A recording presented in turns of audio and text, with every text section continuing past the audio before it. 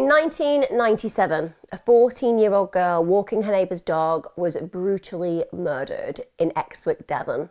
A murder investigation was launched, but with little evidence and few leads, 25 years later, the perpetrator would still be at large. What's more, police would suspect the killing could be linked to 2 other unsolved murders, meaning a serial killer could have been operating for over 30 years. This is the horrific case of a child killer who escaped justice. This is the murder of Kate Bushell.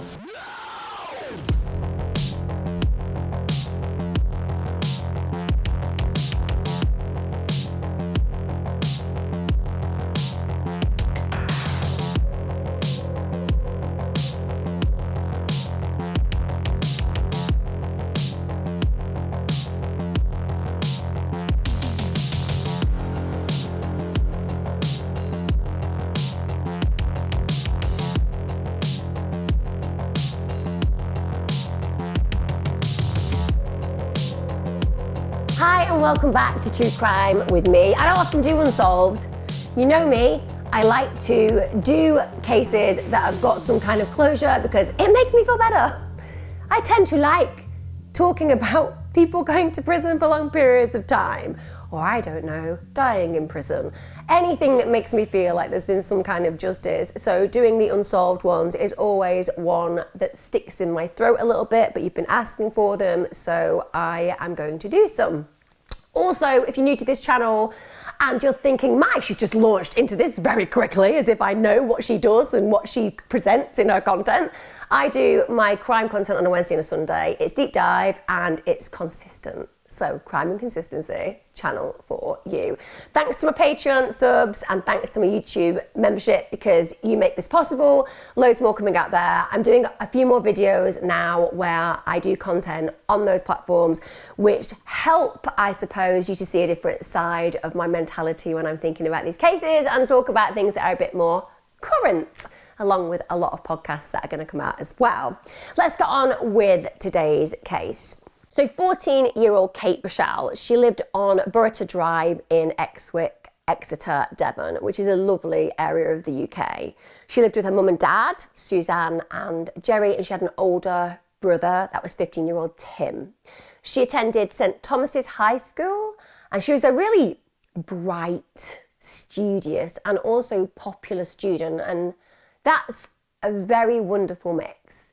When you are popular and you're also clever, and you're also somebody who likes education, you're in a very fortunate place because it means that you have those variables that just lead to success. And that was who she was. Kate embodied those.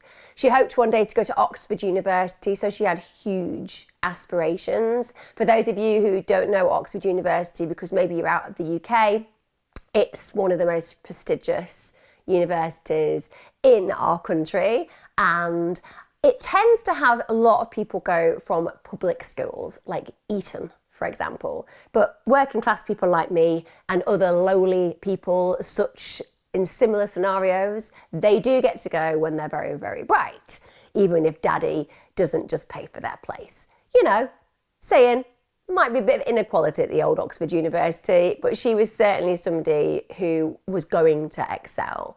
She was also known to be really excellent at arts and crafts. She was very sporty. She played basketball. I guess what we're saying is she was an all-rounder, and they are rare. I am certainly not one of them. But you know what I mean, the kids who are clever, funny, popular, brilliant at everything, including arts, crafts, and sport. That in itself embodies somebody who is going to make a mark in the world, doesn't it? Also, at the time where she was murdered, she was training for the 10 Tours Challenge, and that was actually an endurance event that was for teenagers, and that had been organised by the army. So she pushed herself. She was an individual who didn't clearly believe in comfort zones, and she made sure that she was fully engaged in life. And living fully is something I think few of us often truly commit to. And this child at this age, she was doing it. Also, amazing musician. She played the saxophone. She played the clarinet. She played the piano. I really am talking about one person here, not 10 who are all talented. I'm talking about one young woman. Also, she was heavily involved with the church. So this was somebody who knew herself at an age where very few of us do. She had great goals, incredible talents to support those goals, a lot of pro-social behaviour, and constantly pushing herself to try and be and do more. We get to Saturday, the 15th of November, and this is 1997. And that morning is what I would suggest is a very ordinary morning in the 90s. Kate and her mum go into Exeter, they go shopping. And while she's there, she actually goes and does some research at the library for a homework project. She also bought a CD. She bought that at the Virgin Megastore, and she also bought a comic book because, guys, this is still the 90s and we're doing things like buying CDs. Nowadays, I don't know, they all seem to be on things you either plug into the computer or you just use something like Apple or Spotify, and this by magic it just presents it to your ears. But back in my day, we put more effort into such scenarios, such as visiting record and CD stores. And this is what she does. And she actually had bought the comic because it was her brother's birthday and she wanted to be able to give it to him. And that's another really sad moment whenever we're covering these cases, because what I'm talking about in this moment is the essence of her future. It's the fact that she's planning. In fact, everything I've talked about so far about this young girl is she's planning. She's planning a future. She's planning pushing herself. She's planning being the best person possible. She's planning giving her brother a present for his birthday. And that's never going to happen. It's a present that she's never going to get the chance to give him. It's a future she's never going to realise. It's the tragedy of the knowledge that we have in the moment where she could never have predicted what was going to occur and what was going to end her life. She then spends the afternoon doing homework in a room. It was genuinely just a regular Saturday, a Saturday like any other that she'd experienced before. Later that afternoon, it's about 4:30 p.m. at this moment in time. She leaves the house, and this is another reflection of this girl that I'm talking about personality-wise. So she goes to a neighbour's home, and the neighbours are on holiday. Now, Kate's a dog lover, doesn't have a dog of her own, but she looks after the neighbour's dog whilst they're away. She goes and walks the Jack Russell for them. The Jack Russell's called Gemma. And that, again, says something really lovely about this girl. Yes, she wants the exchange of looking after a cute dog. Who does not? I ask the world that. I would literally be sat here with 700,000 dogs if I could afford to do so and had the space. But when you're talking about a teenager, often they're not really that bothered about doing things like walking a neighbour's dog, and she does that. And it says something really compassionate and really agreeable about this girl's personality and nature, on top of all the wonderful things that I've talked about her, because I think any mother, any father, anybody out there who ever thinks about having children, when you think about the traits, the qualities, the kind of person I've described in Gemma is essentially the list that we would ask for on a wish level to bestow on our own children, because it's incredible. So she would go every day, she'd walk Gemma, the dog, for about 20 minutes. This would be in the fields near her home. So when she sets off with Gemma, Kate walks along Burrata Drive, and this is toward Exwick Lane. So clearly just going about her business as she would. Now, Exwick Lane, I've actually looked on a map and on Street View. It's a really narrow rural road, and it's got trees and hedges on each side. And for those of you who live in rural areas, you will understand this. I myself have to, shall I say, travel to my mother's on a precarious road where it's almost impossible to know whether the person down there is going to stop so that you can pass, and you're just hopeful for a little lay-by to reach it so that you can smoothly transition as one another passes. It gets a bit upsetting when you both decide to push it and end up having some kind of war on who will reverse first. It's very, very difficult to hold the eye contact with the driver thinking, I'm further along than you need to reverse, when they are in the same moment feeling exactly the same. But this is what this particular lane is like. There's various lay-bys. This is where the vehicle can pull in and allow another to pass, or indeed just pull in, so to speak, so park up. By 4:45, Kate and Gemma have reached the far lay-by on Exwick Lane. By 4:50, Kate was actually seen by a mother and a daughter who were driving, and she was walking by another lay-by on Exwick Lane. Now, they're the last people to see this young girl alive. Also, that same mother and daughter, they actually saw a man standing by a blue van, or they said a hatchback, possibly an Astra. And I can understand that. The idea of being able to recall a particular type of car model would be something I would be dreadful at. I think that some of you out there probably are very good at understanding vehicle types. Some of you will have interests in them, and therefore it might be a bit easier for you to recollect. But genuinely, unless it was a HGV lorry, a bus, or a massive van, or a car, they would be the only ways I could distinguish things.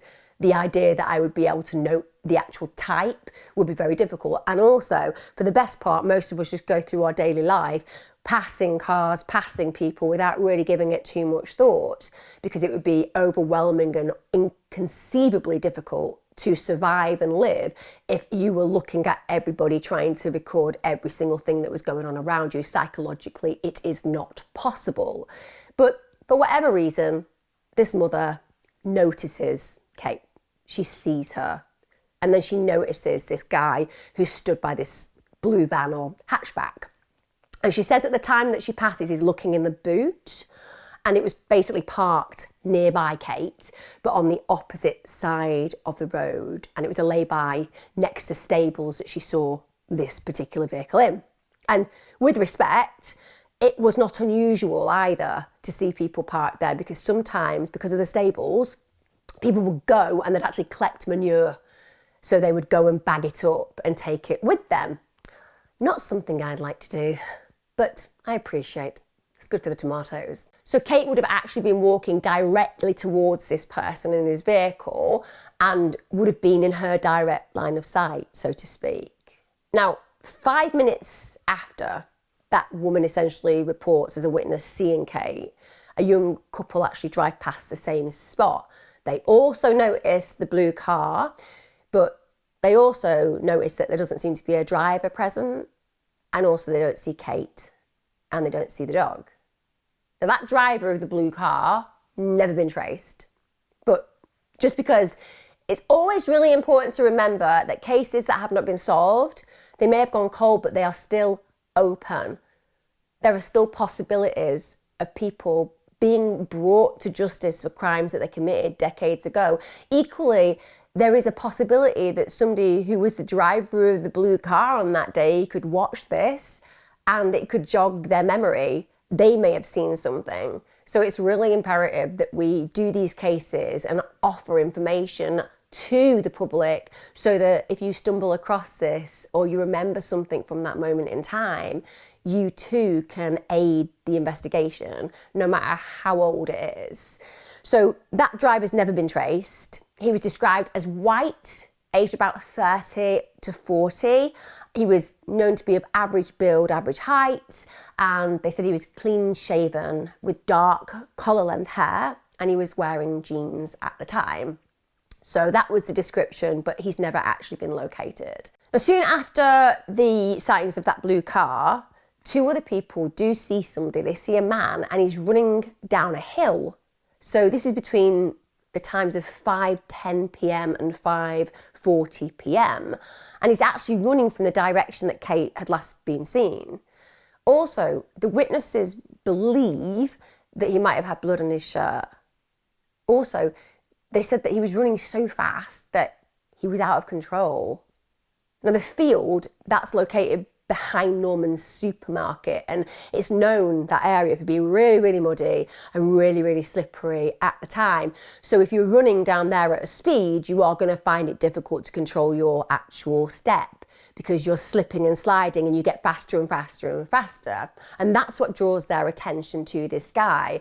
But equally, I would imagine, I don't know, thinking that it's got blood all over him might have drawn my attention. I don't know whether I'm just a different human being. But if I saw somebody running at speed, almost in an out of control state, looking like they're covered in blood in a rural area, I'd probably think I might need to go and check things out.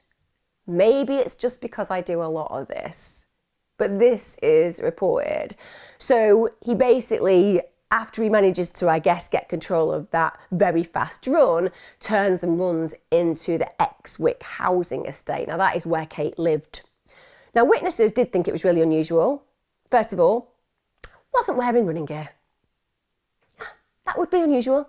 You're not wearing running gear, going at speed, I don't know, covered in blood potentially. Also, it was basically in an area and also at a time where you wouldn't usually see joggers. That's what's reported, by the way, in the research that I've read. I appreciate some of you will be like, I'm not sure, Emma, that you can specifically say that this area is not an area that joggers would use. I know, people have free choice. They can run there if they want. I'm saying for the area at that time, for witnesses, it was unusual. And again, this particular person who was seen running hasn't been identified ever.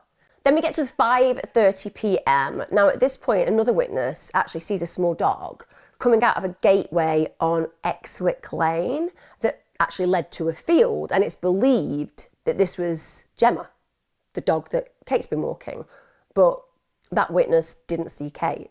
They just noticed the dog. And even though these days it's quite rare, isn't it? Particularly in the UK, I'm sure it's different in other countries, but particularly in the UK, it's very, very rare to see a stray dog because we have microchips, we keep our dogs inside or on leads, but back in the 80s and 90s, it was really, really common to see stray dogs. I actually took one home.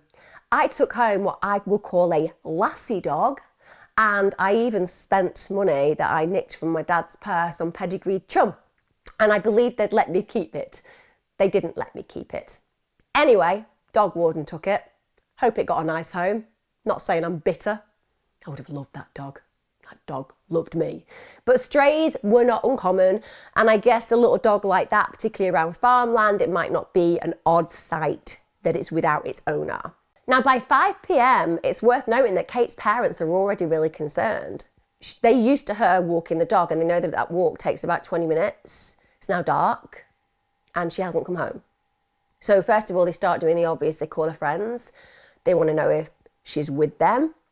And this included Nikki Johns. Now, she and Kate had literally been best friends since the age of 9. They spent loads of time together, but Kate wasn't there. And actually, Nikki had only seen her the day before, so she hadn't even seen her on that day. So then Kate's parents go out and they start searching. Bear in mind, this is before everyone had mobile phones. When your child was missing, it would be like the world had ended because you would not be able to gather whether you could connect with them like you would be able to today. So you are firing into the dark. You have no idea. There's no Find My iPhone and being able to track it that way. You're literally out there searching.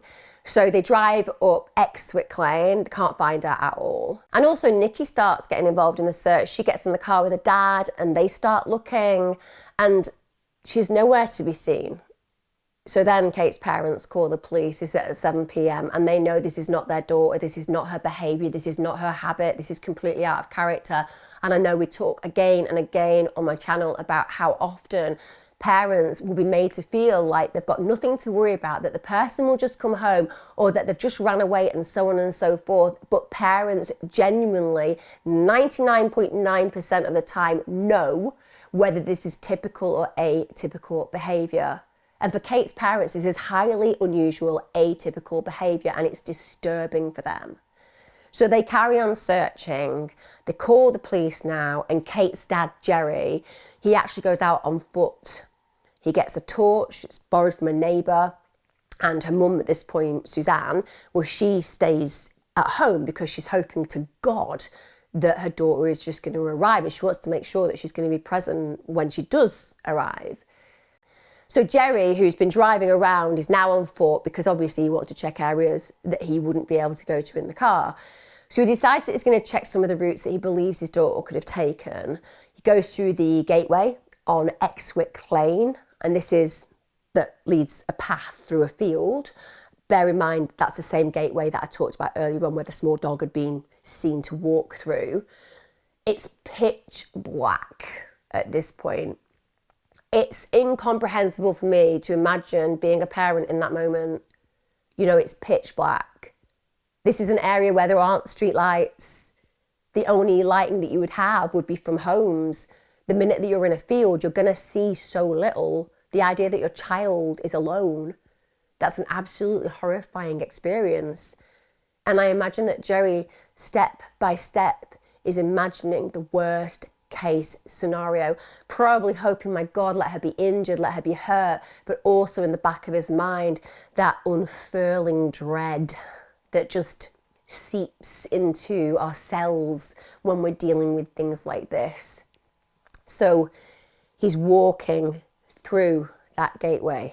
And all the while that Jerry is walking in this pitch black, he's shining the torch into the corners of the field, trying to pick up if there are any shapes there, if he can make out any people.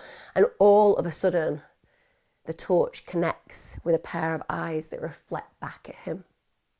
And it's Gemma the dog. And that little dog, she was still waiting in the dark, next to the person who'd walked her. Jerry walks over there. And I can't even begin to comprehend the moment that he finds his daughter. It's a parent's absolute worst nightmare, and I mean that. There is no nightmare worse than this. And what I'm talking about actually happened. It's real, because next to Gemma, he finds his daughter's body. She's lying on her back and she's literally covered in blood. Also, her jogging pants had been pulled down to her knees.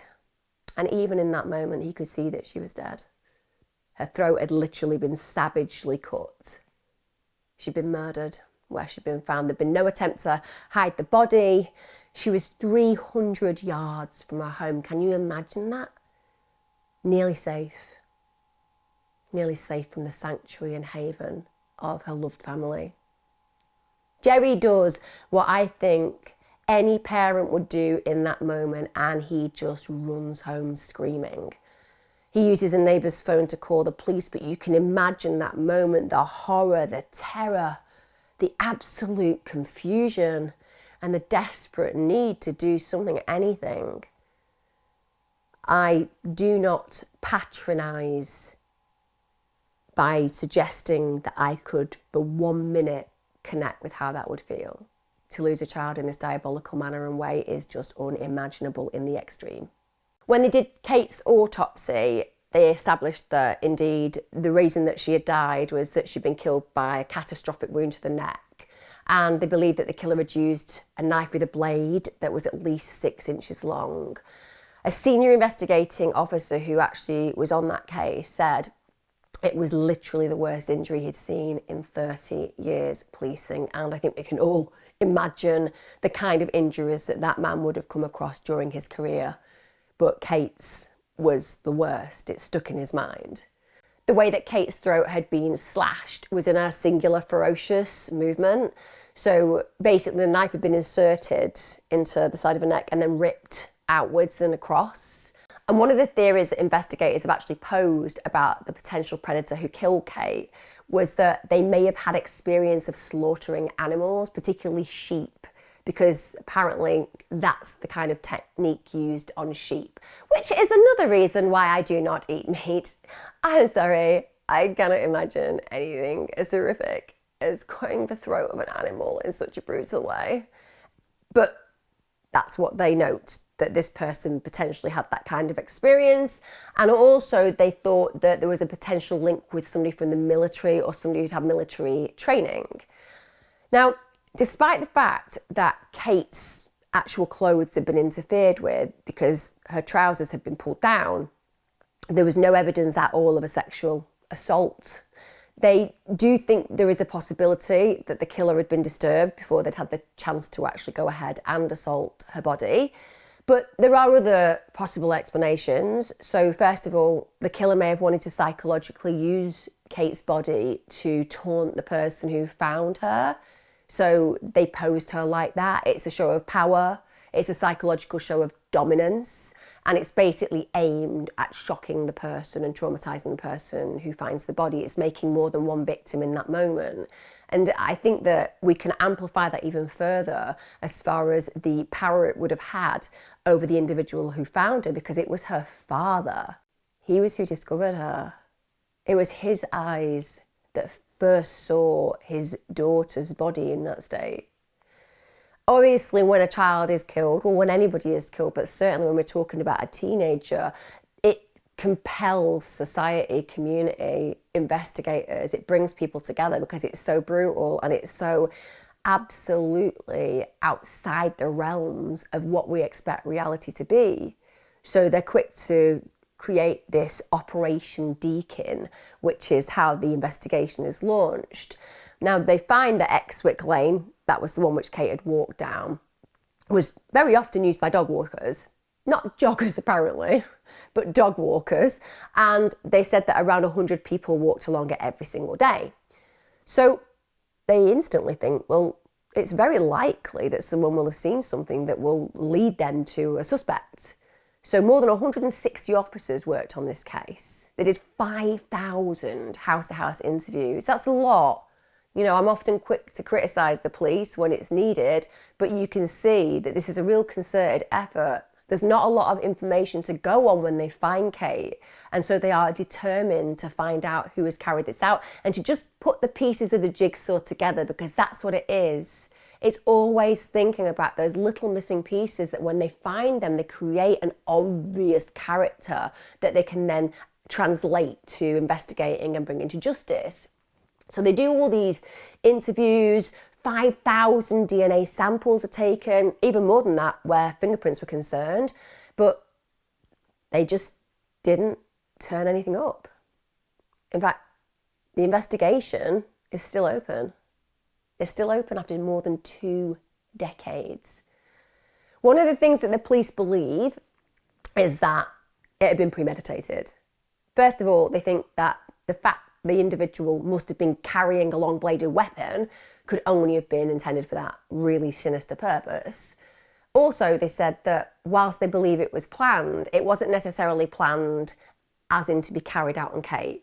It was more that they had decided they were going to kill somebody and it was opportunistic in nature. She was in the wrong place at the wrong time. The reason they assume it wasn't directed specifically at Kate, even though she became the victim, is because she didn't usually go dog walking at that time. She didn't have a dog of her own. So therefore the target was very unlikely to have identified her beforehand. They hadn't likely been monitoring her movements, for example. You know, she's just going out of her way to help out her neighbours. But because she was on her own, because she was vulnerable, and because she was available in that moment, that put her in this position of risk. Something else that's relatively intriguing is that there was no struggle that had taken place. There was literally no indication that there'd been any kind of scuffle or she'd been defending herself. So the likelihood is that Kate was taken totally by surprise. That would also explain, by the way, why no one heard a struggle, no one heard screams. And the weather hadn't even been bad that day. It was a really popular dog walking area. So essentially, if she had been making a noise, there's a likelihood that somebody would have come to look, or even the person who'd been attacking her may have been spooked and ran. Now, there is a remote possibility as well that Kate may have needed a wee while she was walking the dog, so that she went off Exwick Lane over the stile and into a field which was more private. Ladies, we all know when we have that feeling, we want a little bit of privacy. We don't want to be bumping into somebody with our pants down. So it could be possible that she'd done that, and that maybe she was ambushed during that process, and that remote theory is also posed as to why her jogging pants were down by her knees, so to speak. Now, due to the lack of the struggle, and of course the absence of sexual assault, I mean, that's really hardcore when it comes down to forensic evidence, isn't it? Because if you don't have a sexual assault, it's unlikely that you're going to have any forensic detail like semen, Or if there's a struggle, at least you'd hope to find things like under the fingernails, some kind of DNA. But if the person is totally unaware that something's going to happen and an individual has an opportunity to just cut their throat and leave them, then consequently that's going to be highly problematic for forensic investigators. They do turn up a few bits. So they find orange clothing fibres, and they actually did find more than 100 of those on Kate's body. Also, they found one of those fibres on a nearby stile, and they believed, as far as they were concerned as investigators, that that had been left by the killer. And one of the reasons for that is those particular fibres would have been completely alien to Kate. They're completely alien to her home. Nothing matched. And they also were able to identify that those fibres were really unusual. So there was a polyester and cotton mix, which had been treated with a really bright orange azoic dye. Now, when you think about that, instantly think about boiler suits, don't you? You know, non-fluorescent workwear type thing, boiler suits, gloves, etc. They're the things that instantly make me connect with those fibres. I'm like, okay, so who was working in that area? Who was wearing that kind of outfit? Because those fibres certainly are the only thing that really illuminates the potential and possibility of the kind of predator that was the person responsible for this killing. And again, because this is an unsolved murder, it's always worth reminding people, you know, bright orange fibres.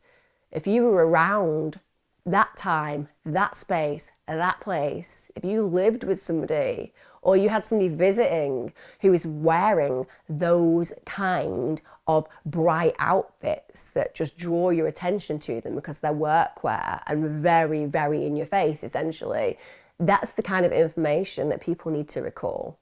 Because that's the kind of thing that links killers with the killing. So the police, they believe that the suspect was likely local, or that they had at least a local knowledge. So they'd worked in the area, maybe they'd had friends or family who lived there. And where the killer had actually struck, well, it was a really remote, small path. So that in itself would show that it's likely to be local, because it's one of those areas that the locals kind of knew and other people wouldn't. It was a cut through. And I'm sure that lots of you live in places where, I'm not saying there is a particular type of magic that we carry in our local environment and area where we're like, oh, only us locals know this special path. You know what I'm saying though? There are those ginnels and there are those little areas that only you know really if you're a kid growing up in an area or you've frequented it for your entire life, because you kind of pick up on the local knowledge. Now, Kate would have had to walk down a country path and over 2 stiles to reach that. So investigators really did find that difficult to comprehend. They felt it was surprising that a young girl would have gone down that route when it was getting really dark.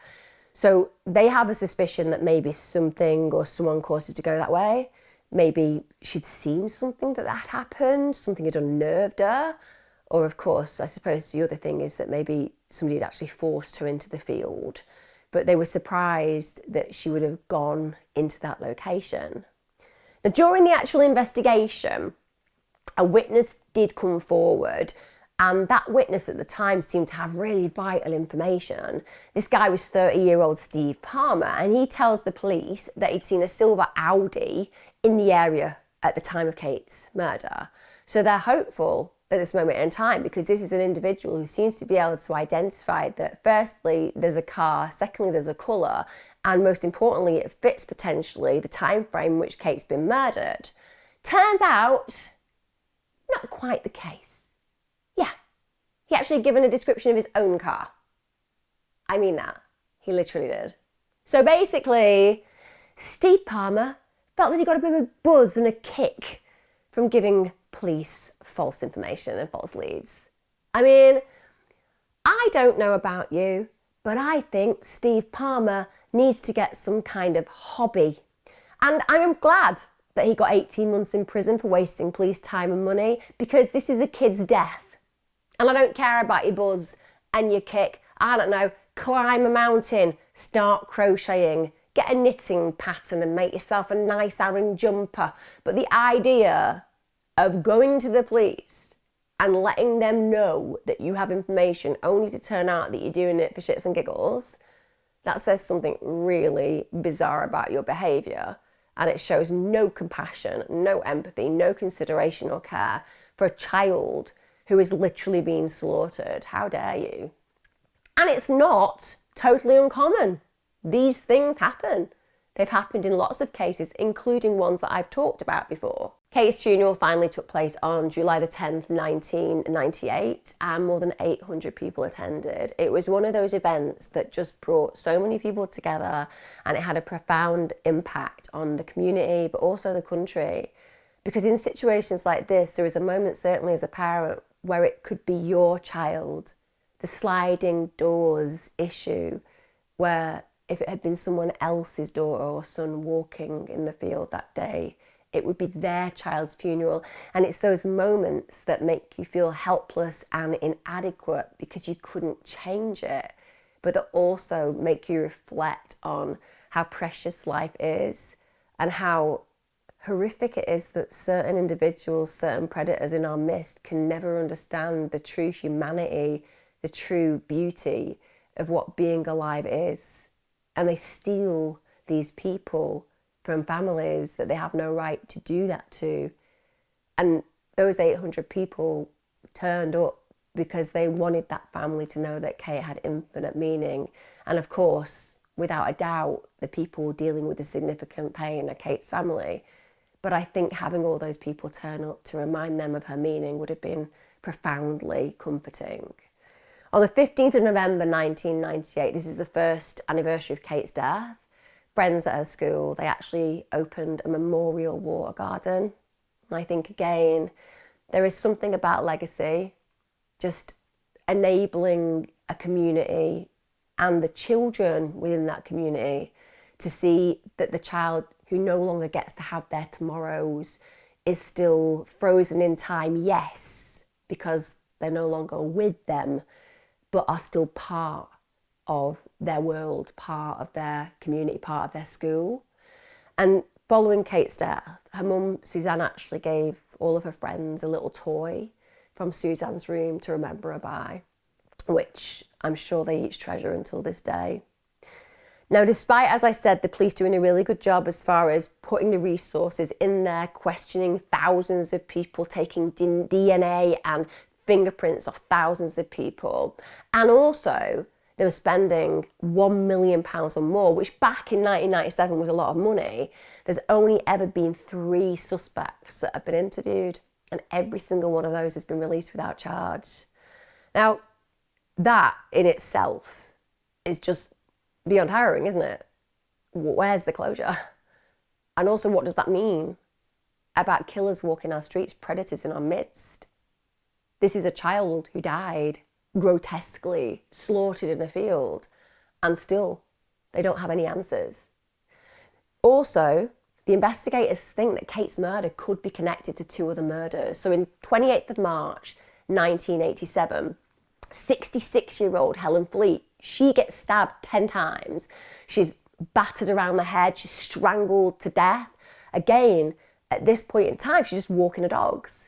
Now, this killing takes place in Walbury Woods, which is just near Weston-super-Mare, which is a gorgeous place again, and it's only about an hour away from Exeter, which is where Kate was killed. That killing actually took place in broad daylight. Broad daylight. This person murdered this 66-year-old woman in such an aggressive, violent way, but it wasn't even dark. Now, they did see a youth running away very fast from the area shortly after they believe she died. I guess we can link, therefore, the fact that there was the person running away as far as one of the witnesses saw in Kate's death. And now again, we are being told that in this murder, a youth was seen running away from the scene of the crime. No one's been brought to justice for this horrendous crime. No one. 20th of October, this is 1998. This is less than a year after Kate's been killed. We have a 41-year-old mother of 2, Lynn Bryant, just stabbed to death. She's just walking a dog on Roseland Peninsula in Truro. Again, gorgeous area.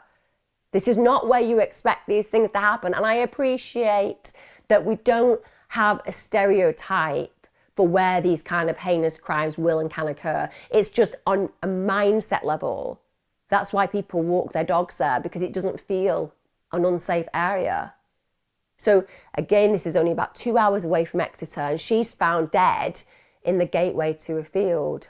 When they looked at her injuries, she'd been stabbed in the neck, the chest, in her back. And what's different about her is she did fight back. She put up a really fierce struggle, and she'd even been stabbed while she was standing and while she was on the ground.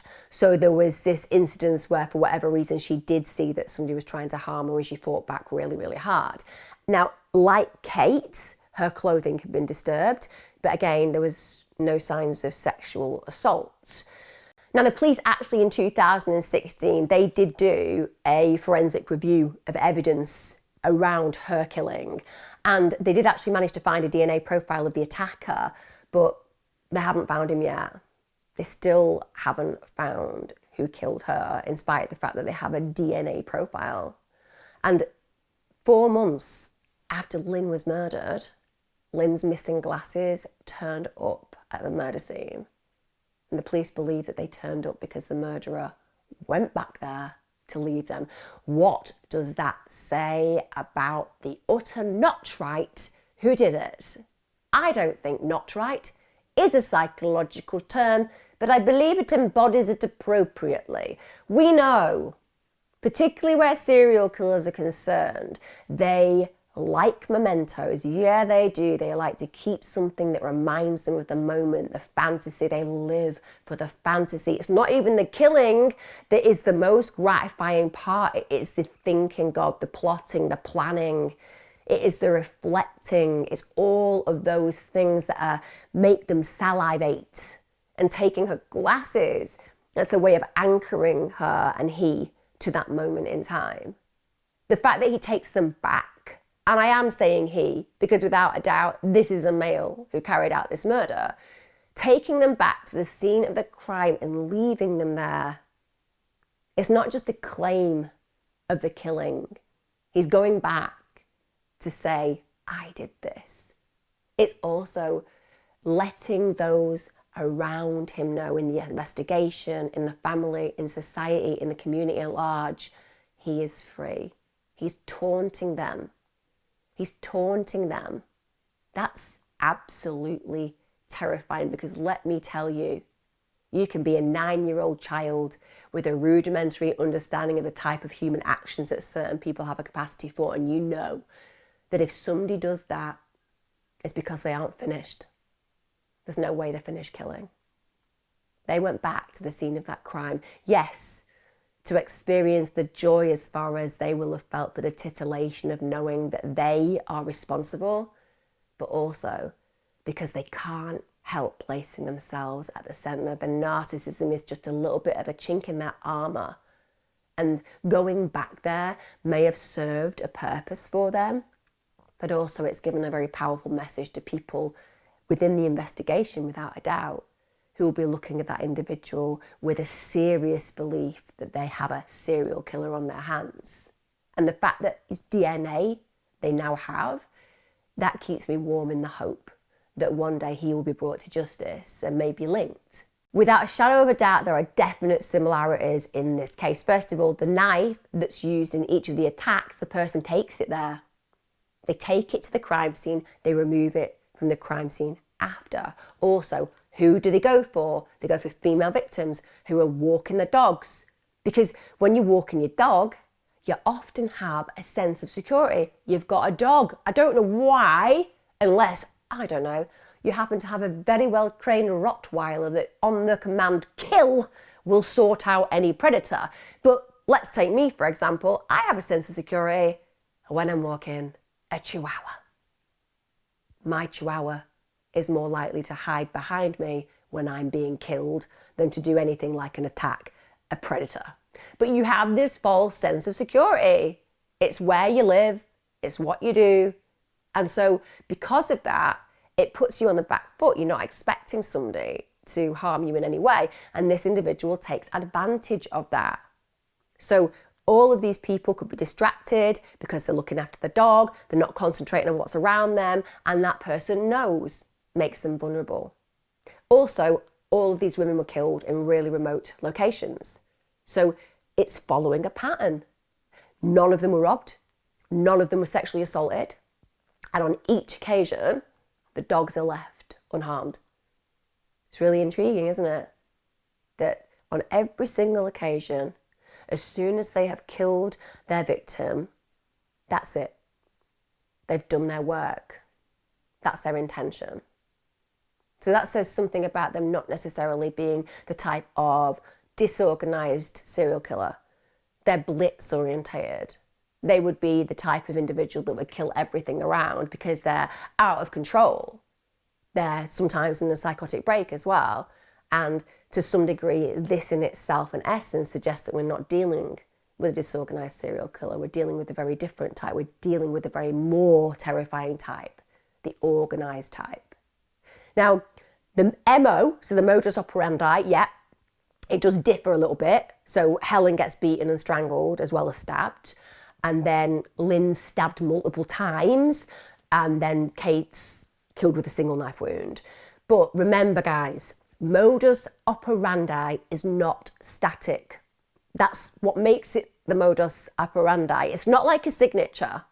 It's not a statement. It's how you affect the killing, how you achieve it, but it changes often. It develops, it evolves, it's perfected with time. So the likelihood is that the killer may have become more competent. And because they've become more competent, they've been able to adapt that MO. First of all, you could say they'd adapt their MO because the first two victims, they'd actually put up a struggle. So there was a prolonged attack. They had multiple wounds. But Kate, she's taken by surprise. She doesn't put up a struggle. So she's killed quickly. That would be how a modus operandi evolves. It's learned dynamic behaviour. If the police's suspicions are correct, then Kate was a victim of a serial killer. And 35 years after that kill, and 25 years after Kate's murder, that killer remains at large. So if this is the case, if this is what we're really talking about, then evidently that is, as I've noted, an organised serial killer. Armed, leaves minimal forensic evidence at the crime scene. If we're looking at what we'd expect within an organised serial killer who does this, we'd think biggest likelihood is lust killer. So they gain sexual satisfaction from the killing and the posing. Or I suppose the other one we could pose is an opportunistic thrill killer who just killed because they could. And what we'd expect to see in the background of these kind of killers is somebody who had a history of offending. So they'd likely have some criminalised behaviour, or they would take part in criminal activities, but they might not have been caught. Also, it would graduate in seriousness. So it would not be that the murder was the first offence. At the end of the day, it would be something they graduated to. And again, even though the dogs were left unharmed, it just kind of makes me feel this spark of interest around that. Because, of course, animal abuse is really common. Serial killers often in their childhoods are deeply abusive towards dogs and cats, any animals indeed, but because domestic animals are easy to get hold of, they tend to be the victims more than any others. But leaving the dogs alive, it actually increased the likelihood of detection, didn't it? Because first of all, dogs may bark during the attack. And secondly, they may bark after, alerting attention to the victim's body within moments, potentially, of that individual leaving the scene. Therefore, you might catch sight of the killer.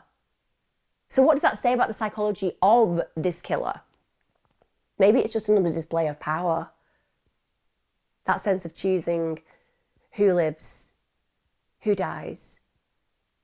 Maybe even sending a message to the families of those who died, saying that they valued the dog's life more. The repulsion, revulsion, distaste they have towards other humans demonstrated in choosing to allow the dog to live. I'm just opposing ideas psychologically, but certainly there is a level of power there, isn't it? Leaving a witness who cannot tell anyone what horror they've seen, a witness that cannot speak to the authorities, failed to protect that owner in that moment, a witness that is able in their own mind to know exactly what happened, but without the language to express it. That's a power play, isn't it? As well as I know, being a potential metaphor physically to some degree for the way that that individual considers women lesser than a dog. And please, I also appreciate that loads of you out there love your dogs as I do. They're members of our family, and we do see them as equals in our family in many ways, but you understand how that person could get a kick out of it. Now, if Kate was murdered by a serial killer, I promise you it is almost certain they'll strike again, if they haven't already. To date, that man, seen with the blue vehicle, and that's undoubtedly one of the people that saw Kate alive, one of the last people who saw Kate alive, still not been identified. Nor is the man who they believe was possibly seen running covered in blood out of control through the field. Yeah, he hasn't been detected either. And there is a little bit of me that says, at the end of the day, not everyone notices things that are around them. They might not have seen the reports. They might not have seen the adverts that were out there notifying the public of the fact the police wanted information. But if you were around that area at that time and you happened to be either of those and you had nothing to do with it, you'd just come forward, wouldn't you? You'd want to be eliminated from the inquiry. And if you don't want to be eliminated from the inquiry, that's suspicious in itself. Why would you want to run? Why would you want to hide? Now, police obviously suspect the running man because I think we can all agree on a list of who is potentially the murderer here.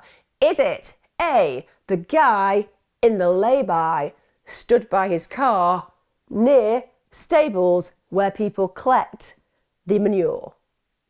Or B, man running from direction of scene of killing, potentially covered in blood, completely out of control, looking like he's in a rush to remove himself from somewhere. Yes, I don't think you need Sherlock Holmes in this situation to decide that we would go for that particular person. And that individual, remember, they ran into the housing estate. So that means they could well have just ran into a property that they either lived in or that they had a friend there or a partner there. At the end of the day, if they knew that there were houses that were safe for them, they could have got shelter by someone local. I still feel that those orange fibres are just so important. They were left by the killer. But none of the actual witnesses who reported about the running man or the guy that they saw with what they thought was the blue car or van, they didn't say that they were wearing an orange boiler suit, for example. They didn't think that there was a particular colour like that stood out to them when they were reporting this to the police. So I guess we could pose this question: could the killer have worn the orange boiler suit and removed it when they'd completed the attack? So maybe worn it because they knew that they would get covered in blood and they wanted to make sure that they could protect the clothes beneath it. Or could they have just been wearing it because actually they've been wearing it for their job? Did somebody have a job where they wore orange gloves or an orange boiler suit, an orange bum bag to carry tools? These are all things that people should know about family members or partners or children and so on and so forth. Was there anybody in that area that you actually know had access to those kind of items? Is it possible that that person did genuinely kill Kate in workwear? I ask that in this way because I hope to God that somebody someday comes across this video and actually thinks, yeah, I do remember that. My boyfriend did have that type of work outfit. My dad did wear that kind of work belt. My friend did have those bright orange gloves, because that's the only hope we've got right now. The hope that one day someone's going to come forward.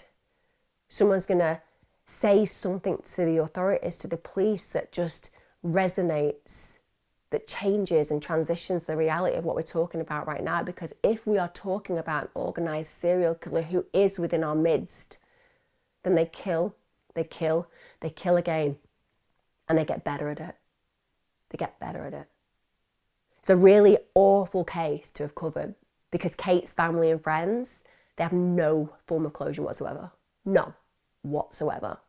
The senior investigating officer in this case stated this: "This is the murder of a 14-year-old child, and she was killed in the most horrific of circumstances. 20 years have gone by, but that hasn't diminished the hurt and the rawness of what happened to her that night. Her family have suffered in a way you cannot imagine. One piece of critical information may be all we need to solve this case, to bring justice for the family and for Kate." I cannot impress upon you enough that that's exactly it. There are families, and certainly Kate's family out there, praying that somebody may come forward with a piece of a puzzle that they didn't even think was important. Maybe you are the person who had the blue Astra, you were getting manure, you didn't really pay attention to what was going on in that area. Maybe you'd driven in from another area and it never even pricked your consciousness that you could be the individual. But maybe you noticed something that another person didn't, and you come forward with what seems to be just a negligible piece of information, and it cracks the case. It cracks the case. Maybe you opened your door to a man with a bloodied t-shirt, and maybe that man, you know, wore bright orange dungarees or a boiler suit, or had gloves or a tool belt, and maybe at the time it didn't even make you think. You trusted them. They never acted in a way that you couldn't trust, because that's what organised serial killers do. They're chameleons in our midst. They're predators around us and within our communities, and they play such good roles. They're so capable of immersing themselves in our culture and our community, and they don't stand out. But if there is just that chink in their armour, it's that narcissism. If you saw somebody who was interested in the case, maybe a little bit more than they should have been. If you saw somebody who watched the news and recorded it again and again to talk about this case and to ask you questions about it, to collect newspaper clippings about it, and maybe others, those are mementos. And that's one of the things that Mother Nature does with these killers. She just creates a flaw, a fracture in their narcissism. And if you look deeply and closely enough, you'll see it. It's hard if you love somebody, know somebody, gave birth to somebody, and you fear that maybe they are that person. But in the UK, we don't have the death penalty. And yes, they'll serve a sentence, and it will be a long one, probably a life one. But at least they'll have that life. Kate's family don't get that. The other women who were killed, they don't get that. And the one thing that I have known and grown within my career is that when you take your last breath, you better know in your heart of hearts, you did the right thing. Because having worked in palliative care or therapy, there's nothing more terrifying than knowing you're going to die, taking dark secrets with you about people that you know didn't deserve your compassion. If you know anything about this case, please leave a comment, get in touch.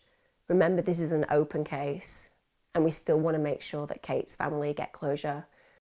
I've done this video because I genuinely believe that Kate's family absolutely deserve closure. They need to be able to look in the eyes of the predator who stole their child, and they need to see them locked up for the rest of their lives. Her dad discovered her body, and don't get me wrong, without a shadow of a doubt, I believe that he would have chosen to have been the person who found her. She was his, he was hers.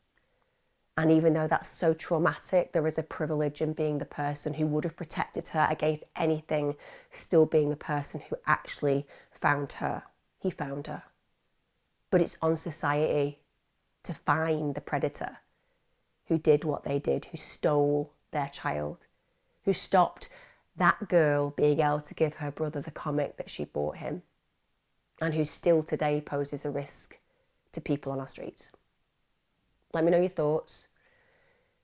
As I said at the beginning, find it really difficult when I do these cases because I can't give you any closure. I can't answer any questions. I can't do anything apart from pose the same question again. Do you have any information that could lead to the killer of this child or the women that I've talked about today being brought to justice? Because if you do, the one thing I absolutely know is when you take your last breath, you will want to know that you exonerated yourself from the tapestry of this evil. There are a few things I know in my life, but having had the great privilege of working with people in palliative care who are losing their lives, who are dying, if there is one thing that I can tell you brings sheer terror, it's when they know that they did things that were bad and wrong and that they're facing death, worried about what that may mean. And I've worked with atheists who face that fear. So if you are somebody who has that information, that piece of the puzzle, give it up. Allow these families to have the justice they deserve. Allow Kate's legacy to bring her killer home to justice and to make our streets safer. Take care, guys. See you soon. And remember, be safe. Remember, when you walking your dog, be safe. Don't buy into the bias that just because it's your local area, it's safe, it's okay, it will be fine. Remember, what a predator looks for is people who are available and vulnerable. Make sure that you're not. Join me again next time for another episode of True Crime with me, Emma Kenny. And of course, this is dedicated to Kate, her family, and the other women whose lives were lost without tracing the person who took them.